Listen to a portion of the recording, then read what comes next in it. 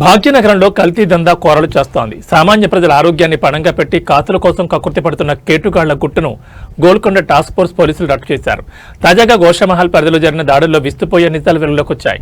నిబంధనలకు పాత్ర వేస్తూ కనీస పరిశుభ్రత పాటించకుండా మాంసం విక్రయాలు సాగిస్తున్న ఒక దుకాణంపై పోలీసులు మెరుపుదాడులు నిర్వహించారు. ఈ సోదాల్లో పాడైపోయిన కొళ్లు వాసన వస్తున్న మటన్ను విక్రయిస్తున్నట్లు గుర్తించారు.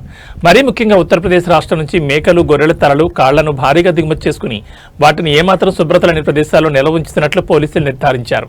నిందితుడు ఎటువంటి అనుమతులు లేకుండా నిబంధనలను బేఖాతరు చేస్తూ ఈ దందాను కొనసాగిస్తున్నాడు.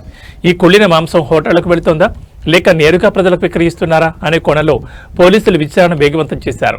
ప్రస్తుతానికి నిర్వాహకులను అదుపులోకి తీసుకున్న పోలీసులు స్వాధీనం చేసుకున్న మాంసాన్ని పరీక్షల నిమిత్తం ల్యాబ్కు పంపించారు.